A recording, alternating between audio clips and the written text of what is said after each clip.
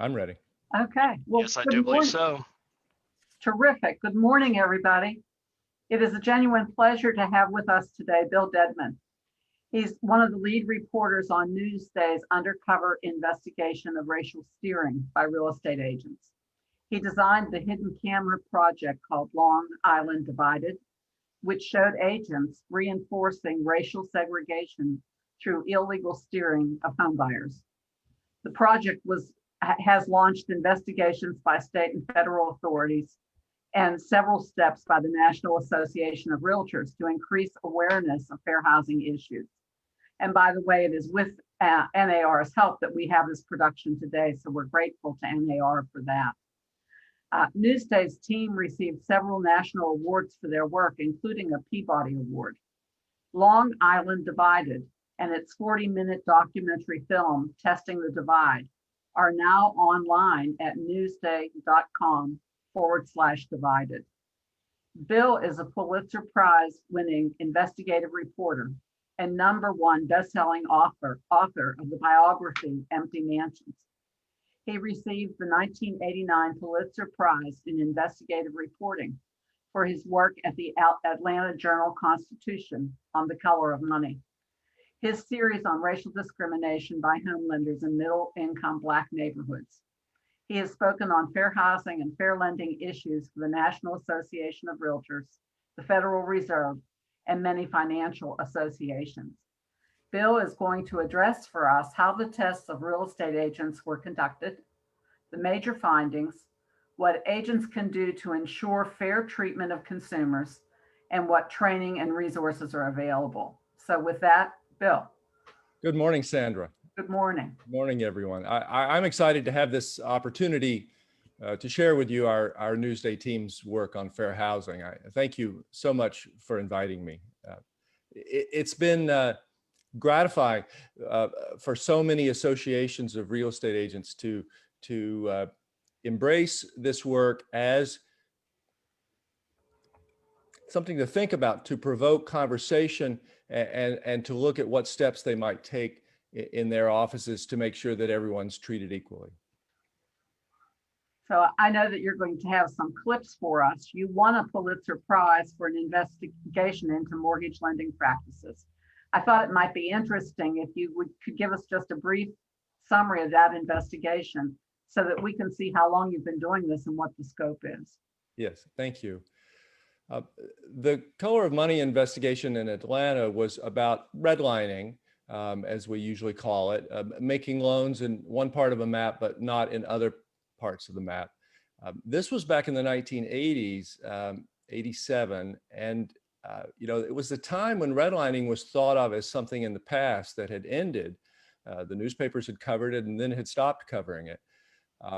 The banks at that time in Atlanta were making home loans in white areas, lower middle income white areas and up, but we're not making home loans in African American areas. Even the most affluent, where Coretta Scott King and Andrew Young lived, or CEOs from Delta or Coca-Cola. Part of the lesson that I learned from that was to look not just at a result, but at the practices that led to that result. We looked at differences in branch locations, in marketing to real estate agents, just where customers could even put in a loan application, where branches had been opened and closed. And one of the lessons was that we saw how small actions could, even unintentionally, have a large impact in maintaining a segregated system. I'd also like to mention another project later at the Boston Globe called Speed Trap. It was about who gets a ticket and who gets a warning when you're speeding. Let's admit that if you're pulled over for speeding, at least it's always been my situation, you were speeding. But some people get a warning and some people get a ticket. And if we came back and looked at those later, we realized that you could do a very good job statistically. You could predicting who would get the warning if you knew the age, sex, and race of the driver. For example, women were more likely to get warnings. There was a young woman with 5 warnings in 2 months. But then that stopped at about age 40, the advantage for women.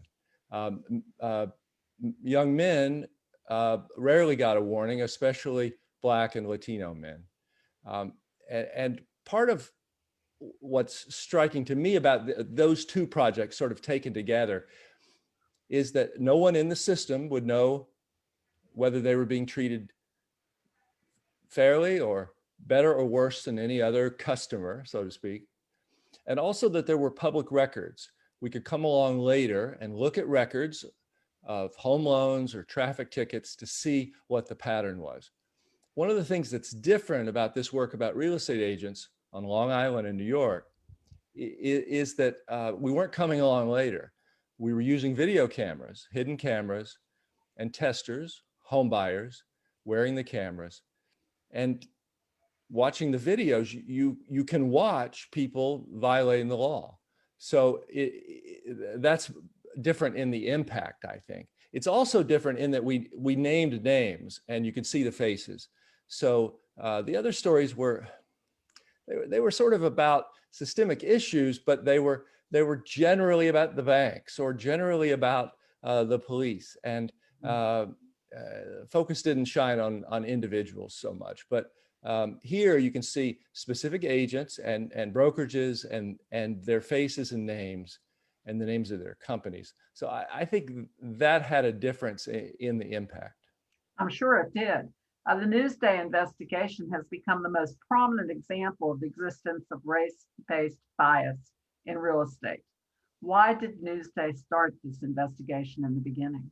Well, so if you're not familiar with, the New York City area, Long Island is an area that stretches east of New York City, a suburban area with about 3 million people, stretches out into the Atlantic Ocean all the way to the area called the Hamptons. It's a heavily segregated suburb, perhaps the most heavily segregated in the country, depending on how you count it. And part of the situation, and you may be familiar with this in other places, is that there's a lot of diversity overall with people from all races and nationalities living in the same metro area. But especially African Americans, middle income or above, were concentrated in only a very few communities. Was that entirely by their choice? Were there other factors at play? We had long heard anecdotes from Black home buyers, even from our own colleagues and staff members, who had encountered problems when they had tried to buy a home in a wider or integrated area. So testing, by sending out pairs of home buyers or renters is commonly done by state regulatory agencies and by fair housing groups. And we realize it's really the only way to see how customers who are similarly situated are treated. We also noted an anniversary. News organizations are suckers for anniversary stories. We noted that the Federal Fair Housing Act was approaching its 50th anniversary. And so we wanted to see how things were going at that milestone. We followed the methods used by fair housing agencies generally, but we added the hidden cameras for video and audio. That's legal in New York. It's illegal in most states, including yours. Most states require only one party to a conversation, and that can be the tester, to consent to audio recording. Still, in every state, you can have testing, whether there's recording or not. Testers can take notes, or testers can be debriefed afterward, or you can study the listings that testers receive. Why don't we dive into a bit of the film? I want to show you a little clip from our documentary film. The project is called Long Island Divided. The film version is called Testing the Divide. And the problem highlighted in this sort of introductory part of the video is what we thought of as a barrier to entry, a failure to serve an African-American customer at all when a white customer in the same circumstance did get service. Wow, yes, let's take a look.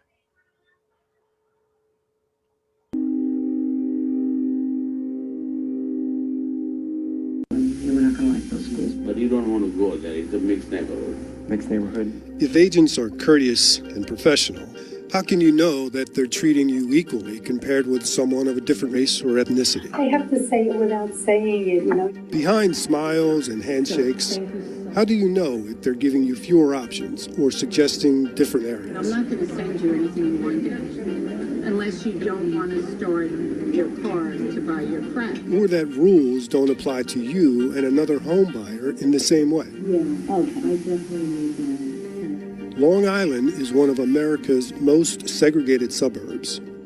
Newsday set out to discover what role real estate agents might play in keeping it that way, potentially affecting the quality of lives. Technically, as a real estate agent, we shouldn't tell you, the buyers. In house hunting, it's nearly impossible to see evidence of hidden discrimination. You would never know unless you go undercover.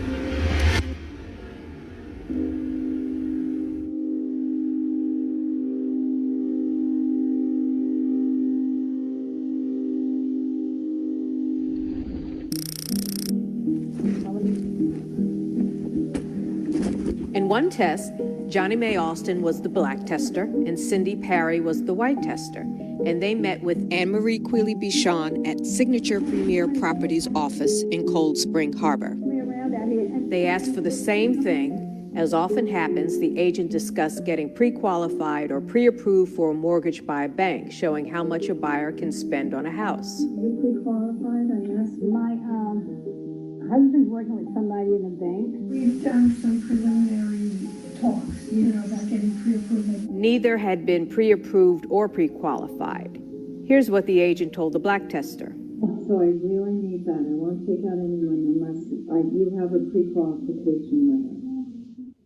So I need to. So that means I can't pre-qualify for a mortgage. Oh, so that means I can't go out to see anything. I won't do it. You can try another person, but I don't have the time. And without pre-approval, here's what the agent told the white tester. What is your availability? When can you start looking at houses? I would say not this coming week. Cindy received 79 listings from this agent. Johnny Mae couldn't get any listings. And Cindy, the white tester, received 2 home tours. They had the same finances, the same budget, and they made the same request in the same area. But one was white, the other was black. The agent treated them differently.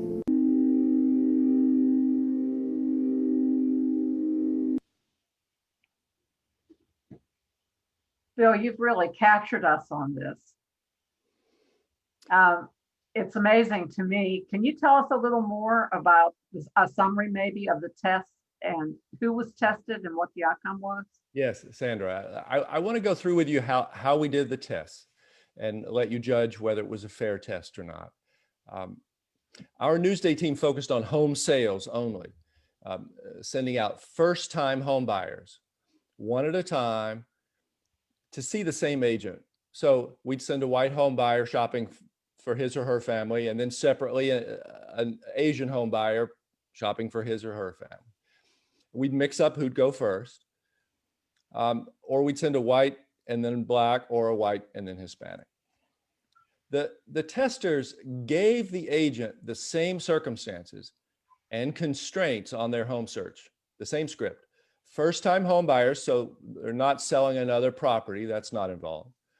We had testers of the same gender. They were roughly the same age. They dressed in the same business casual style. We even picked out matching purses for the women to carry. Same geographic area. So I need to be within 30 minutes of this community, or 45-minute commute from downtown, that sort of area. The same family size and number of bedrooms. The same stated price range, shopping up to so many dollars. And although they usually weren't asked, they were prepared to, and would give the same income for their family or the same credit scores, but usually they weren't asked. And as you saw, the same mortgage pre-approval status. They weren't pre-approved.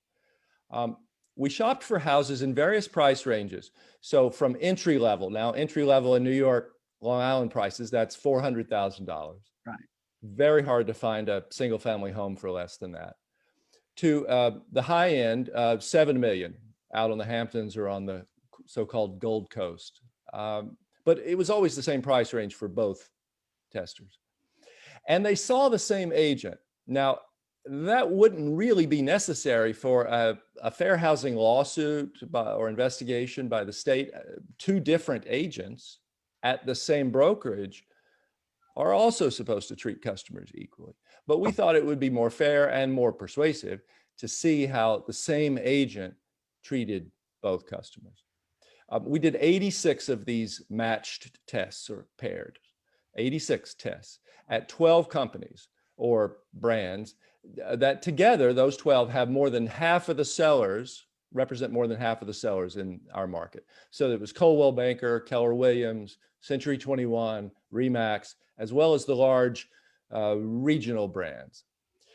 We tested each company many times. Who were the testers? We recruited and trained 25 testers. Some of them came from church groups or friends of friends, but mostly we used out-of-work actors because they could learn the script and they were available. We trained them with their identities, how to answer questions in a neutral way. We dressed them similarly, and we rigged up the video cameras. And the testers would meet with agents, would receive listings, and then would go on home tours if allowed. And then our team of journalists communicated with the agents by email and text, as the testers, so that we could make sure that all communication with the agent was either recorded on the video or that we were doing it, so we would have a record of it and would know that it was done fairly. And then we watched the video. Our team reviewed 240 hours of these videos to see how the customers were treated and analyzed the thousands of listings they received to see what school districts and communities they were in. We weren't done. Then we had two fair housing experts review the tests for evidence of unequal treatment. One runs a fair housing program and had taught and led the testing program for the Department of Justice. The other is a law professor who wrote the textbook on fair housing law. And only if both of our referees independently threw a flag did we count the agent as out of bounds. So it wasn't our judgment.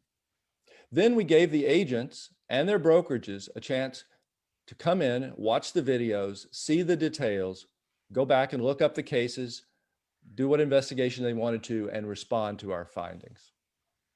And we put the videos online so everyone could see them. No one could say, oh, this was taken out of context. You can watch the whole interaction. And you can see the maps of the listings that were given to each buyer. And you can read what the experts said and what the agents said.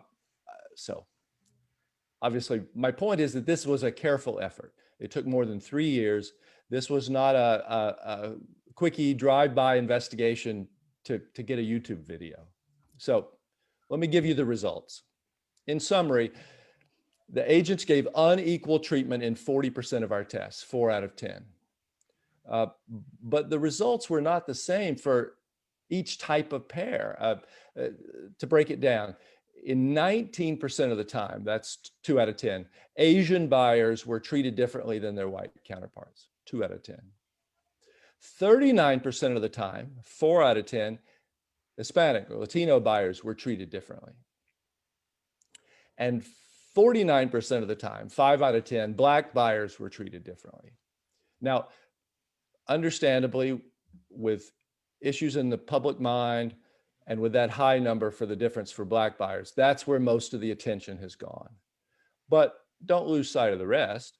If 4 out of 10 Hispanic buyers or 2 out of 10 Asian buyers are treated poorly half a century after the civil rights laws were passed, then those numbers strike us as high as well.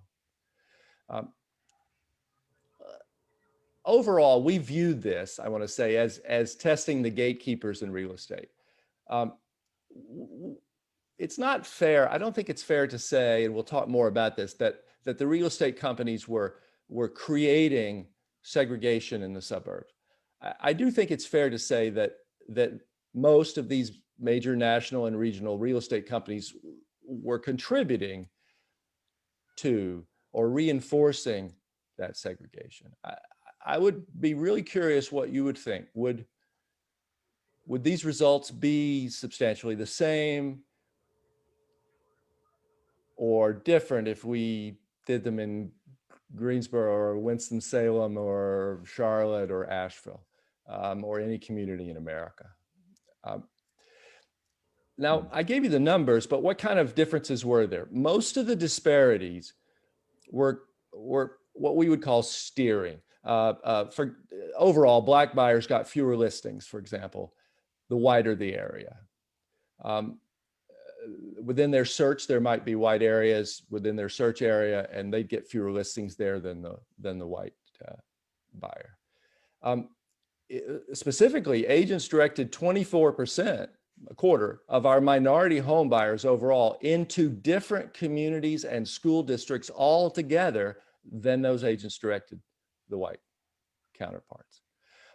Along with that, there were these differences in refusal to serve. Mostly that came up through pre-approval being applied to one buyer and not to the other. There also were some agents who refused to help our Black or Hispanic buyer unless they signed an exclusive contract with that agent. But the same agent wasn't requiring a contract of our white buyer. Overall, about 8% of our buyers faced just a refusal to serve, the minority buyers. There also were, and I think this surprised us, there were inappropriate comments made by agents. Almost always, these were said to our white home buyers. Minority buyers got a smile and rarely heard anything inappropriate. It was common for the buyers to come back and say to us, "She was so nice. He was really helpful," without knowing what the real estate agent had said to the white buyer. Here's a video clip, a little compilation that highlights the problem of inappropriate comments.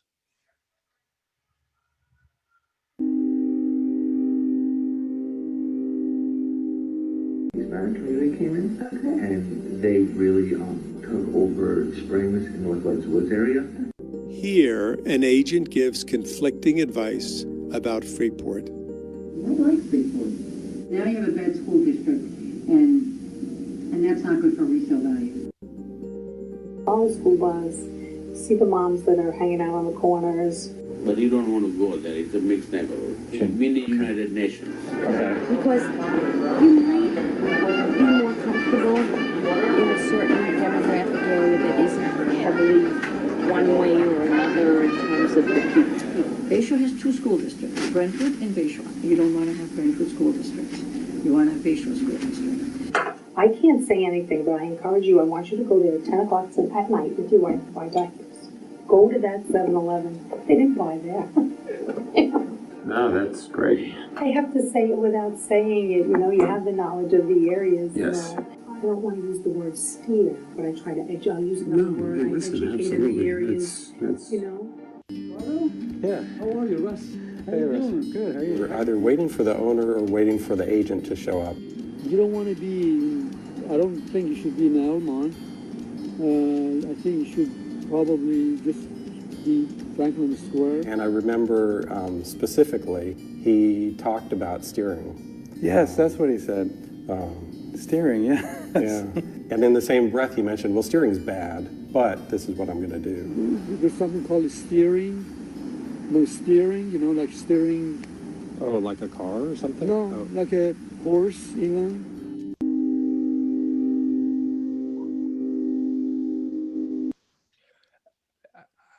I can add about the comments that the inappropriate comments are easy to focus on. You know, I have a sense that that some agents have gotten the message through the years that complying with the fair housing laws means not saying the wrong thing, or not saying the wrong thing to the wrong person who might be a tester or who might complain about it.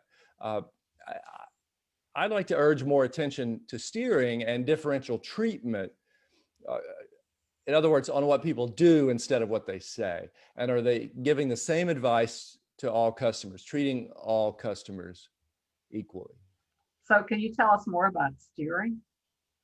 You know, we all know this term, steering, and it's used sort of imprecisely as a catch-all term, and I'm using it partly that way. Let me tell you what kind of behaviors we're throwing in that bucket. Showing one person an apartment while telling another person that no apartment is available. Telling one person that there is no housing, you wouldn't find anything in that neighborhood or that school district in your price range, but showing housing in that price range in that area to others. Asking one customer for ID, but not the other customer. Making unsolicited comments about the race or religion or ethnicity of people who live in an area, or the schools, or comments about crime or resale values as a way of encouraging or discouraging someone from living in that area, especially while giving contrary information to someone else or being silent on that matter. We heard agents tell white buyers to avoid an area because of poor resale values, as you saw an example, while encouraging the minority buyer to shop there. It also can just be providing more service to one group than another. Overall, our white testers got 50% more listings from the agents than their black counterparts. It was more equal for Asian and Hispanic buyers with whites. Now, we've been talking about this in terms of how customers are treated, but just think about it for a moment from the neighborhood perspective. Neighborhood by neighborhood, across all of our tests, we kept seeing mostly white communities. Levittown is the famous suburb, one of America's first suburbs, but it wasn't the only one, but mostly white communities, where nearly all of the listings given to our buyers were given to the white buyers. Minorities were in effect steered around those communities. We also had something sort of counterintuitive, something we hadn't expected. Minority communities where no one got listings, although homes were for sale in that price range and they were in the stated area of the search. These are communities, especially with the most concentrated Black population. On Long Island, that's a middle income and above Black population, concentrated in certain areas. But if an area had even a modest Black population, the agents steered around it for everyone. It's interesting, you know, our experts say, who would have a lawsuit in that case? Well, in those communities, steered around for everyone, you could say, well, the two testers are being treated equally. Nobody got homes in that area. Well, who has the lawsuit? It's the communities. Not only would home buyers or testers have a legal case, but the governments of those communities and everybody who's tried to sell a home in those areas and their listing brokers would have a case under the Fair Housing Act against the companies that are steering around their neighborhoods because they're harming the communities and their resale values. Again, I'm not saying real estate agents created this segregated system. You may have read a wonderful book by Professor Richard Rothstein, came out a couple of years ago, called The Color of Law. I recommend it. The professor lays the history of segregation not at actions in the 1930s by government. New Deal actions where, for example, there were racial covenants allowed on limiting who could buy a property, and especially VA and FHA financing was available by law and rule only to white buyers. Veterans coming home, veterans of color coming home from World War II couldn't get the VA loan. And that's when these suburbs were developed. Professor Rothstein focuses on that government action, not on the actions of real estate agents or appraisers or others. I've talked with him. He just really wants us to see the government role in this, but acknowledges, you know, our findings. I think it's fair to say that at least real estate agents, some agents through the years have followed along these pre-existing lines separating communities, reinforcing boundaries, but not creating them maybe. Here's a video clip that has a strong example of steering. One man and his family a man, he's talking about having, his wife and his teenage daughter looking for a home, and they're encouraged to live in a certain area, which the agent says is really nice. But the white man and his family are warned away from that area. Mm.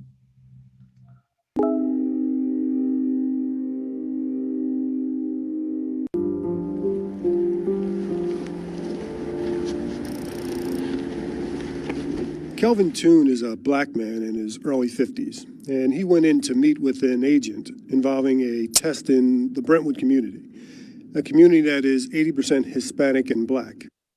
The agent communicated to Kelvin, our black tester, that she enjoyed meeting with clients from the Brentwood area. Every time I get a new listing in Brentwood or a new client, I get so excited because they're the nicest people. When we sent Kelvin's counterpart in to meet with the same agent, the white tester was actually warned about Brentwood not being a nice place. The nursing home we need to be near is in Brentwood. Okay. And so we found a couple that are in Brentwood. Pretty close to each other.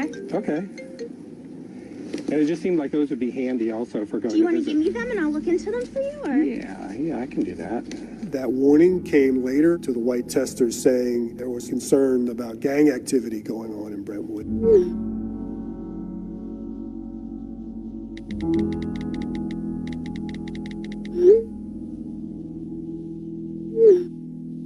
This agent wanted the white tester to know, but that information wasn't provided to Kelvin, the black tester. The listings centered black tester Kelvin in Brentwood with 27 house listings, while the white tester got 0 listings in Brentwood and was directed towards much whiter neighborhoods.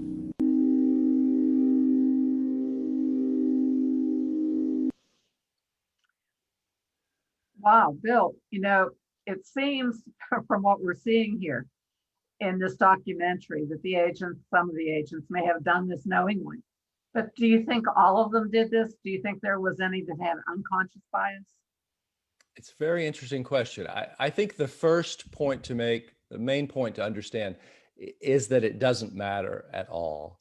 The Fair Housing Act and your state and local laws cover behavior, not thoughts or motives. The law is not a mind reader, and neither are journalists. We don't know what people think or feel or believe. We know what people do and say. If you're treating one person better than another, similarly situated person, and the difference between them is one of the 7 categories in the Fair Housing Act, you violated the law. These categories, to remind you, are color, race, religion, national origin, disability, sex, and family status, which usually means having children or being pregnant. You also may have state and local laws that may include marital status, sexual orientation. It is interesting, however, though it doesn't matter, to speculate about the motivations of the agents. Why might the agents be steering? Some agents may, in effect, be profiling, assuming that the person of color can't really afford homes in the stated price range or can't qualify for the mortgage, and will be wasting the agent's time, while accepting the same price range without question or documentation from a white buyer. One thing we've learned about profiling through the years is that it's not effective. If you're trying to stop school shooters and you've decided that the kids who watch video games are the school shooters and you watch them and no other kids, that's not effective school security. If you have decided that Muslims are terrorists, so I'm going to search only the Muslims at the airports, it's not good airport security. We've learned that it's not good counterterrorism, it's not good policing to profile, and it's not good real estate work either. Some agents may be thinking that they'll make money faster with less effort if they sort people, if they show people homes, as you saw one agent say, where you'll feel comfortable or where there aren't too many people of one kind or another, to use a euphemism. Now, it's possible that some agents may have a strong prejudice or anti-minority bias. I just assume that that's a very tiny group.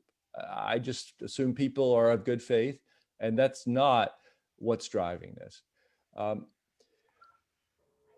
It is possible that some agents had more affinity with the white buyers, or we got a hint of this. Tell me what you would make of this. Might even sort of be interested in keeping their home communities the way they are. Here's one thing we noticed. Agents were more likely to tell white buyers where the agent lives. More likely to say to the white buyer, my kids went to so-and-so high school and they really liked it, or this is the community we live in. One agent was offering to find babysitting in the neighborhood. I know people who can babysit for your kids, for the white tester, but didn't tell the minority tester even what community the agent lived in. We didn't count this as a violation, but we noticed it kept happening and it made us wonder. Some agents may be acting from, I guess, secondary, you might call it, bias, or sort of referred bias. You know, if your neck hurts, it might give you a toothache. That is, they could be bowing to bias that they may expect in the market. Not that the agent has, but that they might be sort of playing to the lowest common denominator. Maybe they might think that a potential seller would be angry if the agent brought minority buyers to the home, or that the seller's neighbors might be angry or might think that the agent was integrating the neighborhood. They might think that even one person would think that and act on it. Or an agent could think that appraisers or lenders might be biased and that it might make it harder to close a sale. Again, none of that matters. In general, on issues of race, it is easy to apply all the heat to the question, are they saying we're racist? Who in the office is a racist? It's not very productive. It's more productive to apply light to the question, how do we do the work? Is what we're doing treating people fairly, differently, the same? It's what you do that counts. I go back to the idea that it's important to see that our testers were completely unaware that they had been treated better or worse than their counterparts. We have gone past the days of very overt racism. You hardly ever see it, you know, where an agent or someone might, you know, we had the signs, whites only. We don't have that now. All of our customers got a smile and what seemed to be a helpful attitude, and then would only see the differences when we would have them sit down to watch the videos. Here's a clip about those testers, and the person speaking in this with them is the fair housing person who ran testing for the Justice Department.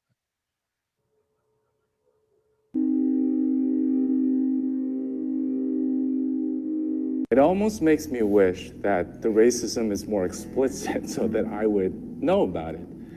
Too often I hear people who maybe aren't as familiar with this kind of work say, oh, well, they were just testers. But all you have to do is tell someone, which I have to do on a fairly regular basis, that you were turned down because of your race, and tell them the circumstances that occurred on a particular test. And you will see just how real and painful that injury is. Elmont, you know, it's okay, it's good, you're very close to the city. Some of them are not as nice, you know, Elmont. I do remember him, he was nice, and I do remember him pointing out on the map. Oh, he loved that map, I remember that. Yeah, he had the map and he's like, you know. Some of these towns, in my opinion, are not necessarily the greatest in terms of school districts, safety, you know, crime, resale.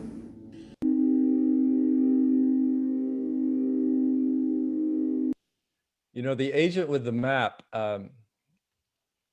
he was like General Patton planning the invasion of Sicily. He had his map and his pointer, and but his advice to both buyers was essentially, don't get off the highway until you've driven to exit 28. Don't get off the highway till you've gone past all the communities that have much minority participation, you know, representation. But he wouldn't say race.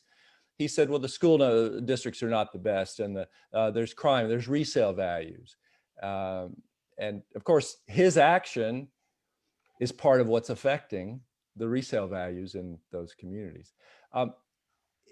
one of the patterns that startled us, like with that agent, was the agents who would begin their presentation to a buyer. I mean, these are new customers, they've just met them, with inappropriate comments or with information that violates the Fair Housing Act. In other words, it was the set speech.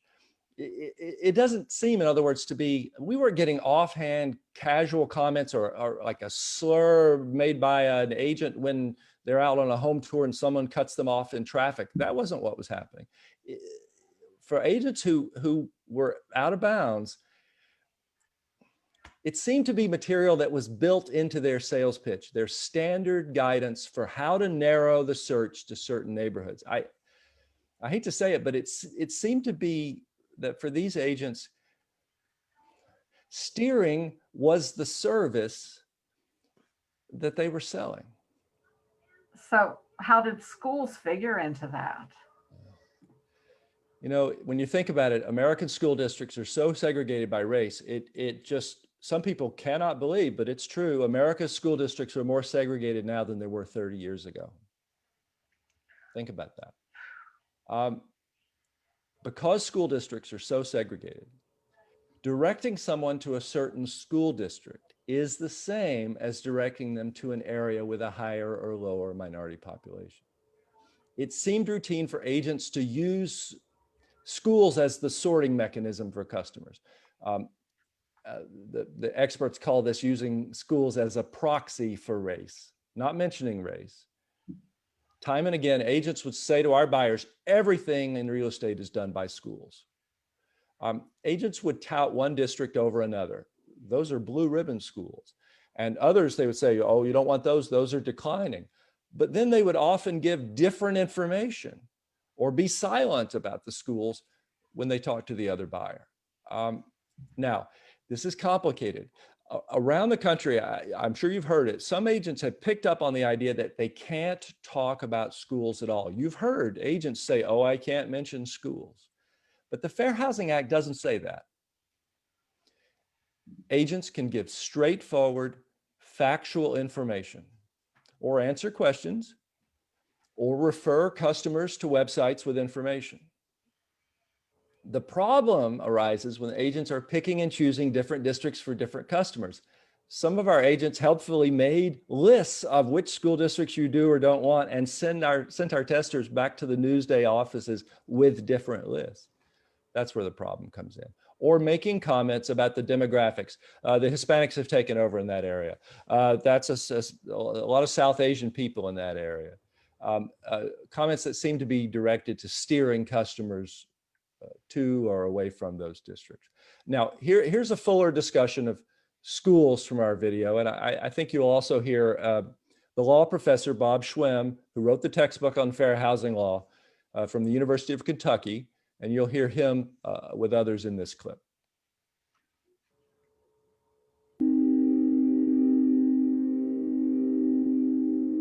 I said, do you really want your future children going to Amityville School District? We're going to try and stay away from Freeport, Roosevelt, Hempstead for now because of the school district. This part, the Salisbury part, is in demand because the schools are much, much, much better.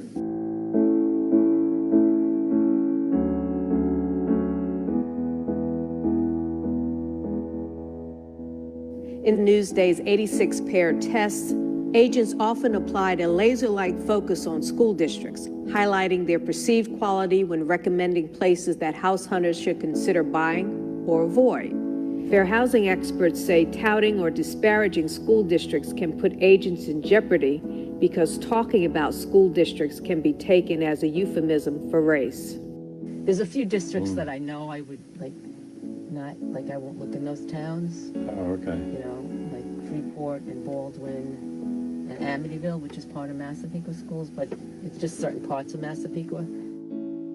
If the customer asked about the quality of the schools and the agent responded with accurate information, I think the agent would be fine. The problem with talking about differentials in schools is that at least in the last 10 or 15 years, that has been a proxy for race. They don't mention the race of the community. Good schools are available in these areas. Those areas I'd stay away from because they have poor schools. I want to ask, did you tell that to the other tester? If you're only giving that information to one tester of the two, and the only difference is the race, then you've provided what I call differential service. You only want, if you're in Massapequa, you only want school district 23. Okay. You don't want 6 in Massapequa because that takes in Amityville, and you're not going to like those schools. Well, one question that the professor asked that hit home for me is when did agents become experts on schools and their test scores and music programs and all the particular needs and desires that buyers have? So what was the reaction from our industry? Well, I guess it's fair to say that the project has raised awareness of these issues around the country. First, predictably, there were investigations, and those continue. Investigations by the New York governor's office, by the attorney general, by the department that regulates real estate. There have been state Senate hearings, and the agents and their brokers were subpoenaed and had to appear on a meeting like this and be sworn in and testify about their actions. And that was brutal. You know, the agents who did well in those hearings said, I can see that what I said there was wrong. I shouldn't have said that. And I've learned from this experience. The senators were very nice to them. The agent you just saw there who said, there are certain districts I will not send you to. She testified sitting next to her broker who said, well, we've examined this case and we find nothing wrong with her actions whatsoever because she didn't mention race. Showing an unawareness of the law. And I wouldn't be surprised if some agents got in disciplinary trouble with the state. To mention another one, the agent who said, follow the school bus, look at the mothers waiting on the corners and you'll know about an area if you go look and see who's waiting for the school bus. And she testified that she was just saying that because she wanted her buyers to know where the bus routes were. And an agent who said now the Hispanics have taken over that area. He said, well, I meant that in a positive way. And you can find the clip online. One of the senators said, sir, I'd like to say on behalf of anyone with a brain that this sounds ridiculous when you say it. We know what you were saying when you said that. You're saying that's a different kind of group than you're in, so you may not want to buy there. It was a brutal hearing. I think what comes next is probably more training, and we'll talk about that in a minute, but also more testing by government and media groups and fair housing groups after the pandemic, and maybe even some self-testing by large real estate companies. It was interesting to hear the CEO of Realogy, which owns several of the largest brands, testify at the state Senate hearing and say, I'm in favor of testing by companies of themselves. We should be testing our agents. We should be sending out buyers with cameras and notepads and testing our own agents. That was very interesting to hear. I think another key difference, a key change was that the training in New York has been suspended. The New York State Association of Realtors suspended fair housing training because our reporters went to classes, brought back the curriculum, shared them with experts, and wrote about how ineffective the training was. Steering was hardly mentioned at all. There's a lot of joking, not very much teaching about fair housing in a fair housing class. And so they're getting new trainers and rewriting the curriculum. So that's a change. I really don't know if any agents will lose their licenses, and that was not our focus. You know, if you were a fair housing group suing, you would do several tests of the same agent, several pairs, to make your case. We weren't trying to make a case about particular agents. We were focused on companies, not agents. And so we tested companies many times, but only one pair for each agent. I do think that there will be greater enforcement. HUD, and in this administration, HUD's had a mixed record on fair housing, but HUD's enforcement division is talking about stepping up enforcement of the Fair Housing Act. HUD through the years has done testing and come out with results that are sort of generic. X% of the cases showed this difference, but without saying who they tested and in what areas and what companies and what brokers. And I think they learned from our experience. So we'll see if, but one thing we have seen in the past with other stories is that journalism can light a fire under industry regulators and the Justice Department to do more of their own enforcement. So based on this investigation, what do you think are the best ways to combat racism in real estate?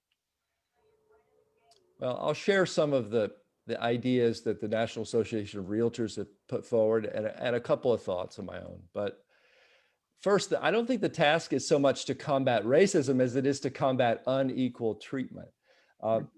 NAR has responded vigorously to our investigation, and it's worth taking a minute to discuss what it's proposing. The timing was interesting. A couple of weeks before our stories landed, NAR hired Brian Green, a veteran of HUD's fair housing offices, to direct fair housing policy for NAR. So welcome to the new job, Brian.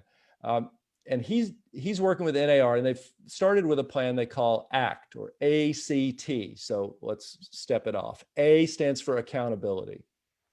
So NAR on the national level is working with state associations to look at state licensing laws in your state and every other state. Does the North Carolina law meet a national standard for effective fair housing requirements for training and enforcement? Does it hold real estate agents and brokers accountable? NAR is also developing a voluntary program of self-testing to help, like if the Realogy CEO wants to do testing, NAR is going to meet them halfway. So they've got a committee, in effect, writing a recipe, writing a cookbook for how to do testing, all the considerations about cameras and your state laws and procedures that fair housing agencies use to try to make it easier to get your self-testing program off the ground. So ACT, C stands for culture change. And this is the hard part. You know that fair housing is a core component of the Realtors Code of Ethics. Mm-hmm. But you also may know that for decades, that same code of ethics required realtors to steer. It was a violation of your code of ethics to sell a home in a wide area to a minority person. So let's admit that cultures can be changed. There's a long tradition in America of redlining, of block busting, of racial covenants on deeds, still existing, though no longer legal or having an effect. And let's admit that segregation has many ill effects on all neighborhoods, and that those effects carry down from generation to generation, starting with the difference in appreciation and resale value, in wealth creation. That's the money that the kids and the grandkids use to go to college. And differences in schools.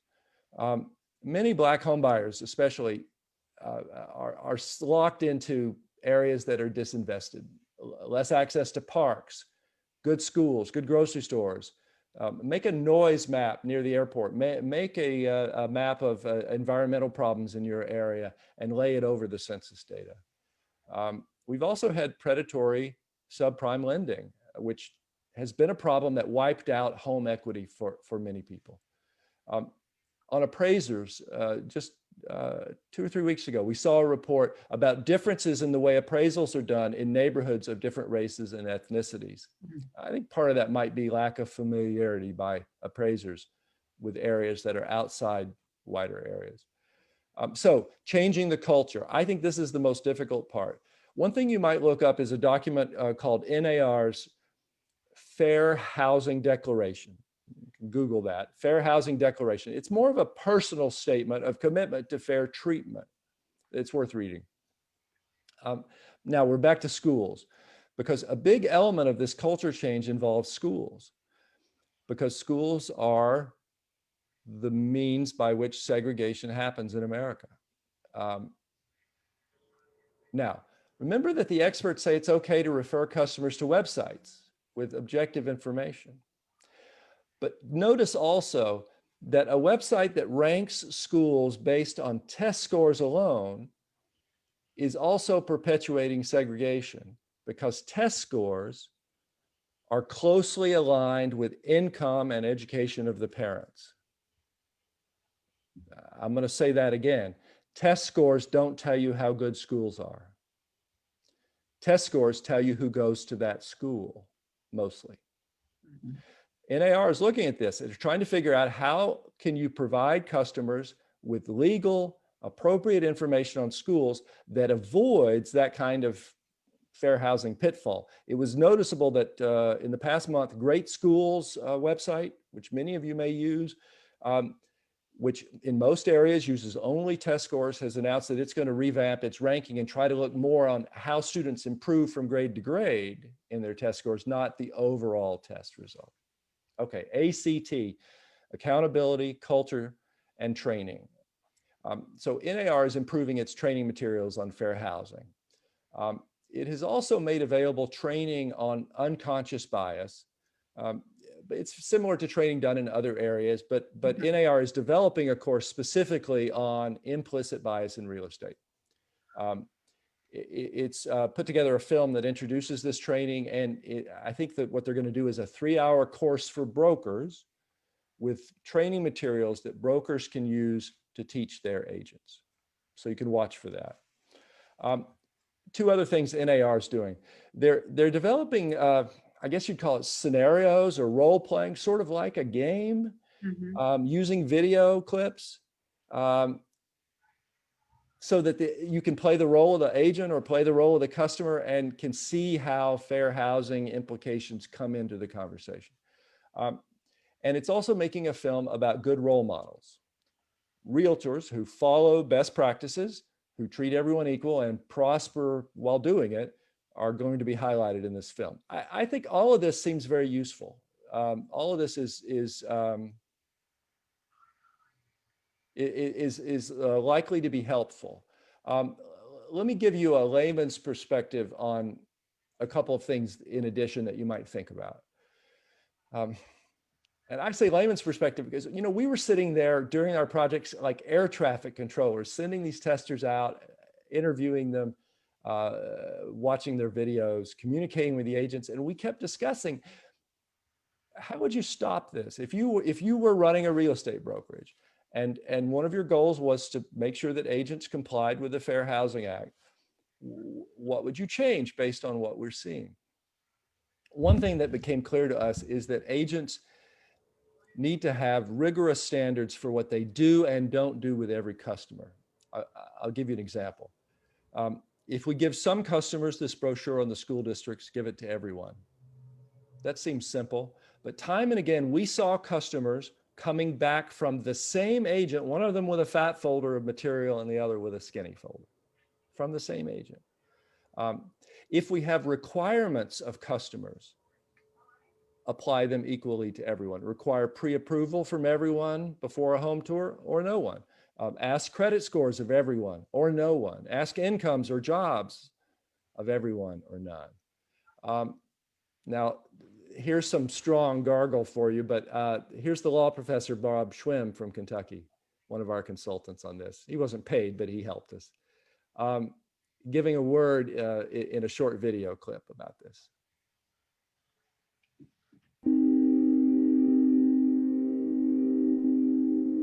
I'm a law professor at the University of Kentucky, and I've been a law professor for a long number of years. All we're asking in these tests, you've got two people who come in and ask for exactly the same thing. Why don't you give them the same listings? Why don't you pre-qualify them in exactly the same way? It's not that big a burden. This is a law. This should be treated like a tax law or any other law. You have to obey this law, and particularly if you're in a licensed business like real estate agents, if you can't obey the law, you ought to just get out. Well, the professor went right up to the plate and took a swing there. Yeah. I want to talk with you about a couple of fixes and things that might help, but also have, maybe we should recognize some limitations in how much they could help. So good, but not perfect. First, let's talk about what's not a fix. It is not a fix to say, well, we respond forcefully to all complaints. You've seen this now. You know that rarely would anyone know that they're being steered. You don't know how the next customer is treated. So how would you know to complain? But some things that might be useful. You could argue that a fix is diversifying your workforce, and that would have many benefits. It is noticeable that we saw steering by agents of all colors. Just as you can see police brutality by some officers of color, you can see discrimination by some real estate agents of all color. But still, greater diversity in the workforce might lead to eventually overall better, fairer treatment. You could argue that it's a fix to add offices in minority areas. Look at where your offices are on a map. We noted that our 12 companies had more than 200 branch offices in our area, but not a single office was in the 8 communities where most of the racial minorities live. Not one.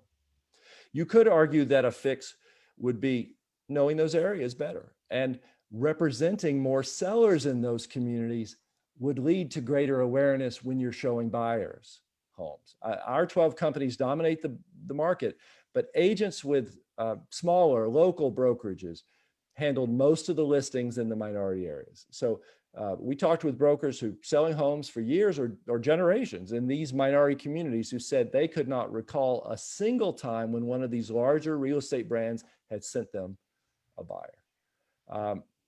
You could argue that a fix is better training, but as I refer to, New York already requires 22 hours of training, including 3 hours of fair housing training, but the classes were weak.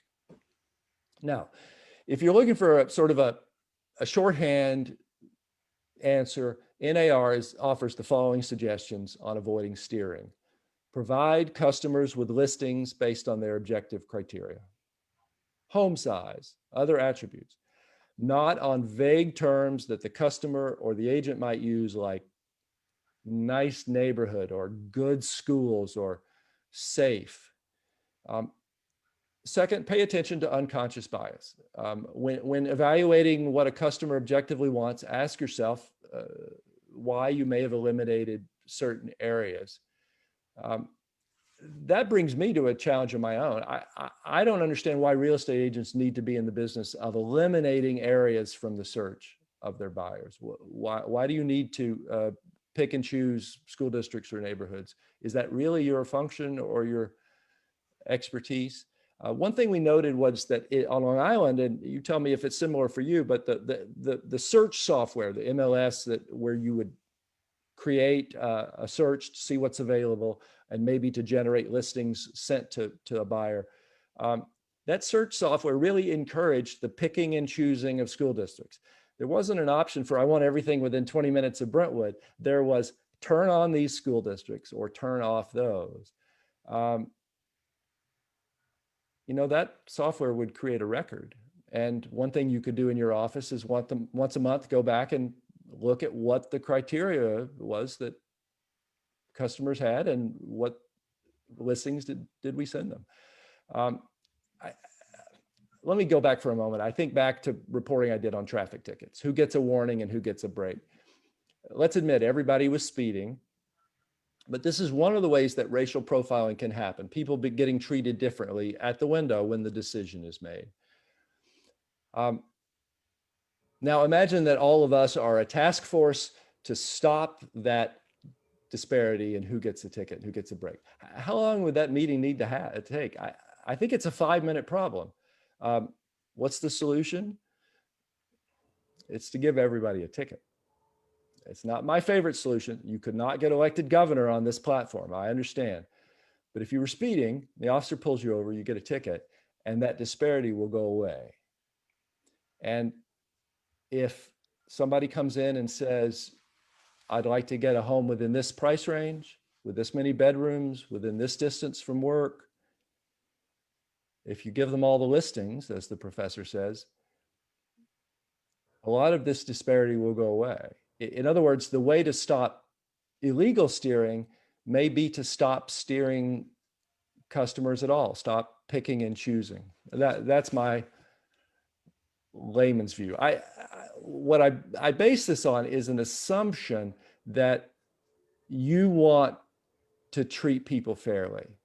And the way to get there may be to worry less about who's biased, who's racist, what's in people's head, but just focus more on what your procedures are. What do we do when customers call or come in or email? I do realize that quality control is difficult in an industry where agents are self-motivated, self-employed, independent, working from home or out of their SUVs. Some are part-time.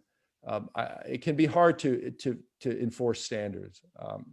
But I'm assuming that you want to make sure that anyone who calls or walks in gets treated fairly. And so I'm hoping that you will use this as an occasion to watch the 40-minute video. It's called Testing the Divide.